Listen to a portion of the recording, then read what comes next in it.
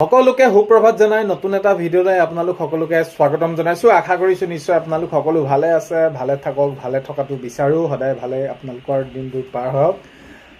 আজি হৈছে 2 এপ্ৰিল। আজি ৰাতিপুৱাৰ কেইটামান গুৰুত্বপূৰ্ণ খবৰ আপোনালোকে শেষলৈকে চাব আৰু শেষত আপোনালোকৰ মন্তব্য কমেণ্টৰ জৰিয়তে জনাবলৈ নাপাহৰিব। আৰু এইখিনিতে আপোনালোকক সদায় কোৱাৰ দৰে চেনেলটোলৈ আপোনালোক যিসকল নতুনকৈ আহিছে চেনেলটো ছাবস্ক্ৰাইব কৰাৰ লগতে কাষতে থকা বেল আইকনটো প্ৰেছ কৰি অল কৰি দিব, যাতে নতুন এটা ভিডিঅ' দিয়াৰ লগে লগে আপোনালোকে আগতীয়াকৈ চাবলৈ পায়। যদি ভিডিঅ'টো চাই ভাল পায় লাইক এটা কৰি দিব আৰু শ্বেয়াৰ কৰি দিব বুলি আশা কৰিলোঁ। এতিয়া আগন্তুক 26ৰ নিৰ্বাচন যিমানেই ওচৰ চাপিছে, এতিয়া আমি যদি চাওঁ তেনেহ'লে প্ৰত্যেকটো দলে তেওঁলোকে নিজৰ নিজৰ সাংগঠনিক ভিত্তি সবল কৰিবৰ বাবে তেওঁলোকে সেইখিনি প্ৰচাৰ চলাই আছে, ৰাইজৰ মাজলৈ গৈছে। আৰু আগন্তুক কি কেনেদৰে কাম কৰিব, যোনেই চৰকাৰ নহওক যেনেদৰে নহওক, তেওঁলোকে নিজৰ নিজৰ যিসকলে প্ৰাৰ্থিত্ব লাভ কৰিছে প্ৰতিটো দলৰে তেওঁলোকে সেইখিনি নিৰ্বাচনী প্ৰচাৰ চলোৱা দেখা গৈছে। এতিয়া প্ৰথমটো খবৰ যদি চাই তেনেহ'লে প্ৰথমটো খবৰ হৈছে আমাৰ চৰকাৰ হ'লে অৰুণোদয় আঁচনি 3000 টকা দিব মহিলাসকলক। মহিলাসকলৰ বাবে তেনেহ'লেতো বহুতেই বেছি ভাল খবৰ। যদি 3000 টকা দিয়ে তো তেওঁলোকে নিজে সেইখিনি 3000 টকাৰে আগন্তুক সময়ত স্বাৱলম্বী হ'ব পাৰিব। এনেদৰে মন্তব্য কৰিছে অখিল গগৈ ডাঙৰীয়াই। অখিল গগৈ ডাঙৰীয়াই মন্তব্য কৰিছে যে আগন্তুক আমাৰ যদি চৰকাৰ হয় তেনেহ'লে মহিলাসকলে লাভ কৰিব 3000কৈ টকা আৰু আমি সকলোকে দিম। আমি এনেকুৱা নকৰোঁ যে বিজেপিয়ে মিটিঙলৈ যোৱাসকলকে দিছে, মিটিঙলৈ যিসকল নাই যোৱা তেওঁলোকক কাটি দিছে, তেনেকুৱা নহয়। আমি সকলো মহিলাকে দিবলৈ চেষ্টা কৰিম, দিম। যিসকল মহিলা দুখীয়া দৰিদ্ৰ সীমাৰেখাৰ তলৰ, অৰ্থাৎ এই মহিলাসকল যিসকলে পাব লাগে সকলোকে দিয়া হ'ব, অখিল গগৈ ডাঙৰীয়াই মন্তব্য কৰিছে। তাৰ সমান্তৰালকৈ অখিল গগৈ ডাঙৰীয়াই এটা আৰু মন্তব্য কৰিছে। মাননীয় মুখ্যমন্ত্ৰী মহোদয়ক কটাক্ষ কৰি কৈছে যে এতিয়া যিহেতু আগন্তুক 26ৰ নিৰ্বাচন যিমানেই ওচৰ চাপিছে বা তিনি গগৈ একলগ হৈছে যিদৰে, বা নিৰ্বাচনত যেনেদৰে প্ৰস্তুতিবিলাক চলাইছোঁ বা প্ৰচাৰ চলাইছোঁ, ৰাইজে যেনেদৰে অভূতপূৰ্ব মৰম দিছে, তাকে দেখি এতিয়া হিমন্ত বিশ্ব শৰ্মা এতিয়া মুখ শুকাই গৈছে। অখিল গগৈ ডাঙৰীয়াই মাননীয় মুখ্যমন্ত্ৰী মহোদয়ক কটাক্ষ কৰি কৈছে যে এতিয়া হিমন্ত বিশ্ব শৰ্মা মুখ শুকাই গৈছে, কাৰণ চিন্তিত হৈ পৰিছে যে আগন্তুক এইবাৰ 26ৰ নিৰ্বাচনত তেওঁলোক যে পৰাজয় হ'ব তেওঁলোকে সেইখিনি নিশ্চিত হৈ পৰিছে। আৰু এইবাৰ কি কৰা হ'ব, বিজেপিক ব্ৰহ্মপুত্ৰত দলিয়াই দিয়া হ'ব। হয়, অখিল গগৈ ডাঙৰীয়াই মন্তব্য কৰি তেনেদৰে কৈছে যে এইবাৰ বিজেপিক ব্ৰহ্মপুত্ৰত দলিয়াই দিয়া হ'ব আৰু আমাৰ তিনি গগৈ লগ লাগি আমি চৰকাৰ গঠন কৰিবলৈ সক্ষম হ'ম, ৰাইজে যিমান মৰম দিছে আমাক। নেক্সট খবৰ হৈছে জুবিন গাৰ্গক লৈ ৰাজনীতি নকৰিব। তো গৰিমা শইকীয়া গাৰ্গে এটা কাটৰ আহ্বান কৰিছে। কোনো দলকে তেনেদৰে নিৰ্দিষ্ট নাম কৰি কোৱা নাই, কিন্তু এটা কথা কৈছে যে জুবিনে এইবিলাক ভাল নাপাইছিল আৰু জুবিন গাৰ্গক লৈ ৰাজনীতি নকৰিব বুলি সেইখিনি আহ্বান জনাইছে। এতিয়া প্ৰকৃততে জুবিন গাৰ্গৰ কি হৈছিল, ন্যায় প্ৰক্ৰিয়া চলি আছে আৰু সেইটো সকলো আমি জানিব বিচাৰিছোঁ যে ন্যায় লাগে, সোনকালে বিশেষ শাস্তি পাব লাগে। আৰু বিশেষকৈ এতিয়া এই যি ৰাজনীতি আগন্তুক 26ৰ নিৰ্বাচন আহি আছে, নিৰ্বাচনী প্ৰচাৰৰ মাজত যি তেনেদৰে এইবিলাক জুবিনৰ নাম সাঙুৰ খাই পৰিছে, তেনে ক্ষেত্ৰত গৰিমা শইকীয়া গাৰ্গে মন্তব্য কৰিছে। জুবিন গাৰ্গৰ পত্নীয়ে মন্তব্য কৰিছে, গৰিমাবোৰ মন্তব্য কৰি কৈছে যে জুবিন গাৰ্গক ৰাজনীতি নকৰিব, অৰ্থাৎ জুবিন গাৰ্গক লৈ ৰাজনীতি নকৰিবলৈ তেওঁ সেইখিনি অনুৰোধ কৰিছে। নেক্সট খবৰ হৈছে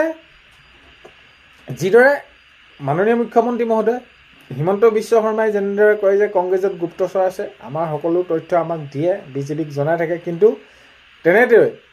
গৌৰৱ গগৈ ডাঙৰীয়াক যেতিয়া নেকি সোধা গ'ল যে বিজেপিটো এনেকুৱা আছে নেকি, তো সেয়াই গৌৰৱ গগৈ ডাঙৰীয়াই মন্তব্য কৰিছে যে বিজেপিটো কংগ্ৰেছৰ গুপ্তচৰ আছে, এনেদৰে গৌৰৱ গগৈ ডাঙৰীয়াই মন্তব্য কৰিছে। নেক্সট খবৰ হৈছে মই সৰু হৈ থাকোঁতে চাহ বিক্ৰী কৰিছিলোঁ। এতিয়া যিহেতু প্ৰধানমন্ত্ৰী ডাঙৰীয়া নিৰ্বাচনী প্ৰচাৰ চলাবৰ বাবে অসমত উপস্থিত হ'ল আৰু অসমত উপস্থিত হৈ চাহ শ্ৰমিকসকলৰ যি চাহপাত তেনেদৰে বাগানৰ পৰা যিদৰে তেওঁলোকে তোলে, সেই দৃশ্যও প্ৰধানমন্ত্ৰী ডাঙৰীয়াই সেইখিনি দেখা গ'ল কেনেদৰে কি কৰাইলে। আৰু তেতিয়াই কৈছে যে প্ৰধানমন্ত্ৰী ডাঙৰীয়াই কৈছে যে মই সৰু থাকোঁতে চাহ বিক্ৰীয়ে কৰিছিলোঁ, তেওঁলোকক উদ্দেশ্যি সেই তেনেদৰে মন্তব্য কৰে। নেক্সট খবৰ হৈছে লুৰিণজ্যোতি গগৈয়ে এইবাৰ নিৰ্বাচনৰ পৰাজয় হেট্ৰিক কৰিব। মাননীয় মুখ্যমন্ত্ৰী মহোদয় লুৰিণজ্যোতি গগৈ ডাঙৰীয়াই কটাক্ষ কৰি কৈছে যে যিহেতু দুবাৰ পৰাজয় স্বীকাৰ পৰাজয় হ'লেই, আৰু এইবাৰ যিহেতু লুৰিণজ্যোতি গগৈ ডাঙৰীয়াই তৃতীয়বাৰৰ বাবে তেওঁ প্ৰাৰ্থিত্ব লাভ কৰিছে বা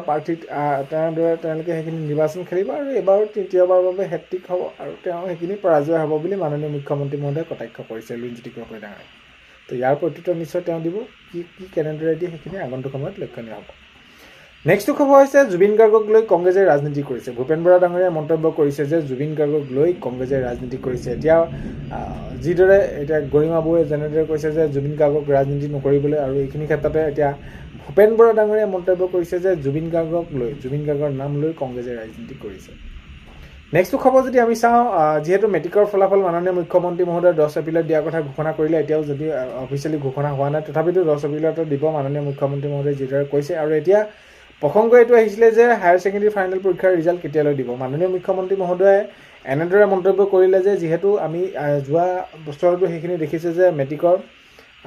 ফলাফলৰ ক্ষেত্ৰত 10-15 দিন পিছতে দিয়ে এনেদৰে দিয়া হয় আৰু এতিয়া সেই যিদৰে মন্তব্য কৰিছিলে এইচএছৰ ফাইনেল পৰীক্ষাৰ ফলাফল কেতিয়ালৈ দিব এতিয়া 10 তাৰিখে যদি মেট্ৰিকৰ দিয়ে তেনেহ'লে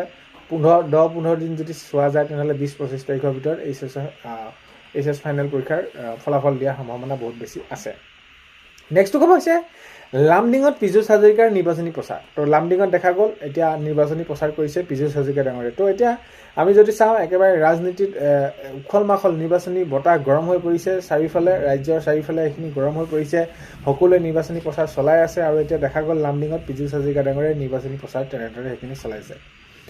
নেক্সট খবৰ হৈছে অসমৰ মাটিৰ পৰা বিজেপিক উৎখাত কৰিব লাগে লুৰিণজ্যোতি গগৈ ডাঙৰীয়াই মন্তব্য কৰিছে ৰাইজে আৰু এবাৰ যি যেনেদৰে মৰম দিছে বুজি পাইছে বিজেপি চৰকাৰক এবাৰ যে আমি উৎখাত কৰিব লাগিব আৰু সেইবাবে আমি তিনি গগৈ একলগ হৈছোঁ আৰু এবাৰ কি কৰিব লাগিব অসমৰ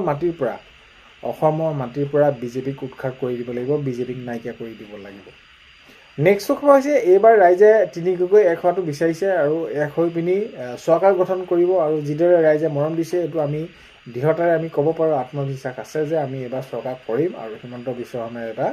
চৰকাৰ উৰি যাব ব্ৰহ্মপুত্ৰ দলিয়াই দিয়া হ'ব অখিল গগৈ ডাঙৰীয়াই এনেদৰে মন্তব্য কৰিছে নেক্সট খবৰ হৈছে খিলঞ্জীয়াক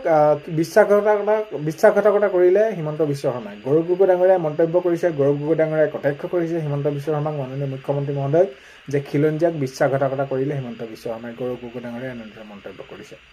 নেক্সট খবৰ হৈছে হিমন্ত বিশ্ব শৰ্মা 12,000 মাটিৰ মালিক গৌৰৱ গগৈ ডাঙৰীয়াই হিমন্ত বিশ্ব শৰ্মাক অৰ্থাৎ মাননীয় মুখ্যমন্ত্ৰী মহোদয়ক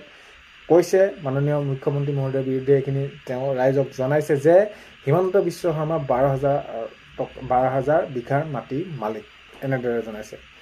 নেক্সট খবৰ হৈছে জনতাই বিবেক ভোট দিব লাগে এবাৰ দিব আৰু যিদৰে সহায় পাইছোঁ সেইখিনি আমি দেখিছোঁ প্ৰিয়ংকা গান্ধী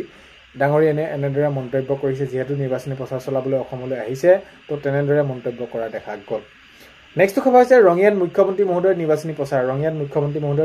প্ৰচাৰ কৰা দেখা গ'ল নেক্সট খবৰ হৈছে ৰাইজে আমাক বহুত মৰম দিছে মাননীয় মুখ্যমন্ত্ৰী মহোদয়ে জনাইছে যে ৰাইজে আমাক বহুত বেছি মৰম দিছে আৰু এইবাৰ ৰাজ্যৰ পৰা যি মৰম পাইছোঁ সেই মৰমে আমাক আগুৱাই লৈ যাব আৰু আমাক চৰকাৰ যি তেনেদৰে আগন্তুক সময়ত গঠন কৰাত তেওঁলোকে সহায় কৰিব ৰাইজে বহুত বেছি মৰম দিছে নেক্সট খবৰ হৈছে চৰকাৰে যুৱ প্ৰজন্মৰ বাবে বহুত বেছি কাম কৰিছে মাননীয় মুখ্যমন্ত্ৰী মহোদয়ে জনাইছে যে বিশেষকৈ যুৱ প্ৰজন্ম যিহেতু ওলাই আহিছে বুলি সকলোৱে কৈছে কেলৈ নোলাব যে আমি হয় যুৱ প্ৰজন্মৰ বাবে বহুত বেছি কাম কৰিছোঁ মাননীয় মুখ্যমন্ত্ৰী মহোদয়ে তেনেদৰে জানিবলৈ দিছে তো আজি 2 এপ্ৰিলৰ ৰাতিপুৱা খবৰ এইকেইটা আপোনালোকক জনালোঁ ভিডিঅ'টো আপোনালোকে শেষলৈকে চোৱাৰ বাবে বহুতেই বেছি ধন্যবাদ এইখিনিতে আপোনালোকক ভিডিঅ' প্ৰথমতে কোৱাৰ দৰে চেনেলটোলৈ আপোনালোক যিসকল নতুনকৈ আহিছে চেনেলটো ছাবস্ক্ৰাইব কৰাৰ লগতে কাষতে থকা বেল আইকনটো প্ৰেছ কৰি অল কৰি থ'ব যাতে নতুন এটা ভিডিঅ' দিয়াৰ লগে লগে আপোনালোকে আগতীয়াকৈ চাবলৈ পায় আজিলৈ মানে অন্য এটা ভিডিঅ' হয়তো লগ পোৱা হয় বাই